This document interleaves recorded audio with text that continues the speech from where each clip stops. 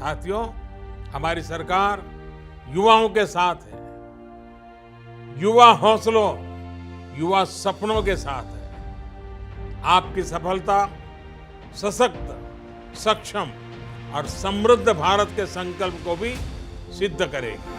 देश की युवा शक्ति न्यू इंडिया का आधार स्तंभ है और बीते 9 वर्षों में मोदी सरकार इसे सशक्त करने में जी जान से लगी हुई है। नई शिक्षा नीति हो या आईआईटी और आईआईएम का विस्तार, नए स्टार्टअप्स और यूनिकॉर्न से लेकर खेलो इंडिया केंद्र तक, इन सब के साथ युवाओं के लिए हर जरूरी पहल की गई है।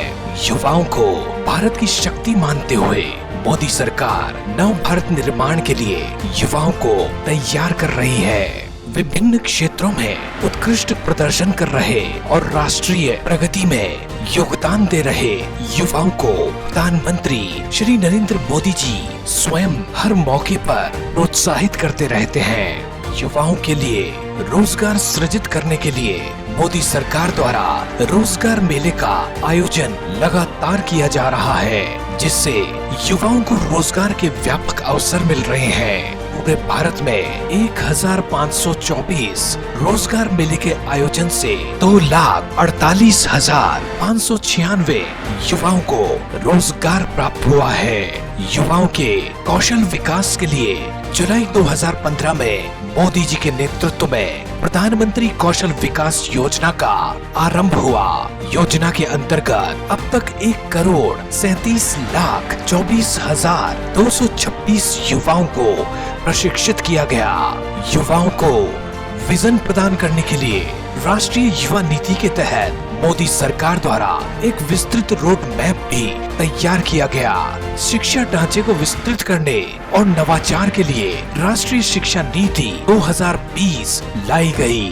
भारत के नागरिकों को और सशक्त करने के लिए उन्हें ज्यादा से ज्यादा अवसरों के उपयुक्त बनाने के लिए इस एजुकेशन पॉलिसी में खास जोर दिया गया।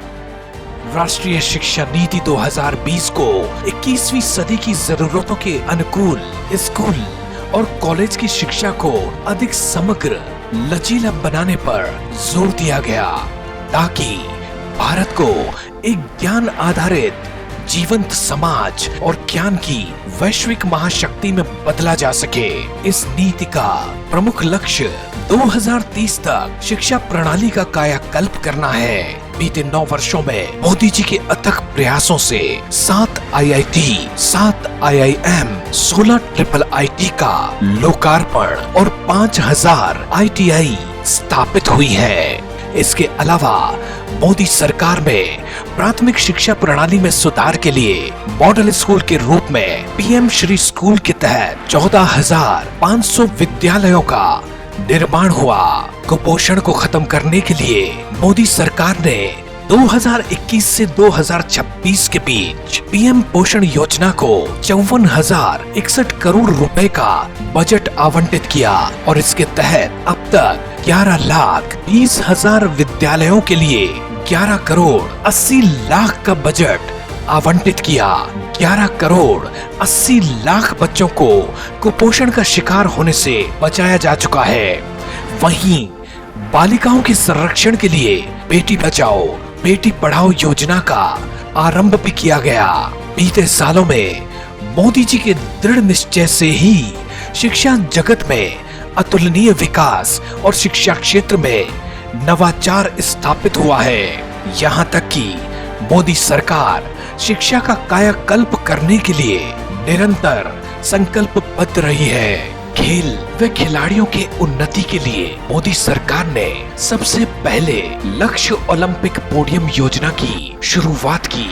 योजना के तहत भारत के शीर्ष एथलीटों को सहायता प्रदान की जा रही है। स्पोर्ट्स, खेल हजारों वर्षों से भारत की सभ्यता और संस्कृति का हिस्सा रहा है। आजादी के अमृत काल में देश अपनी विरासत पर गर्व के साथ इस परंपरा को पुनर्जीवित कर रहा है। यही नतीजा है कि 2020 टोक्यो ओलंपिक में 7 पदक विजेताओं, पैरालंपिक में 19 पदक विजेताओं, साउथ एशियन गेम्स 2016 में 308 पदक विजेताओं और 2019 में 312 पदक विजेताओं ने भारत का मान बढ़ाया। जमीनी स्तर पर बच्चों को उभारने और भारत में खेल की भावना को पुनर्जीवित करने के लिए मोदी सरकार ने खेलो इंडिया अभियान की शुरुआत की। इसके साथ साथ मोदी जी ने योग को भी सर्वप्रथम रखा। देशवासियों को निरोग रहने का संदेश देने और भारतीय ज्ञान की 5000 वर्ष पुरानी शैली से दुनिया को अवगत कराने के लिए प्रत्येक वर्ष 21 जून अंतर्राष्ट्रीय योग दिवस के तौर पर मनाया जाने लगा।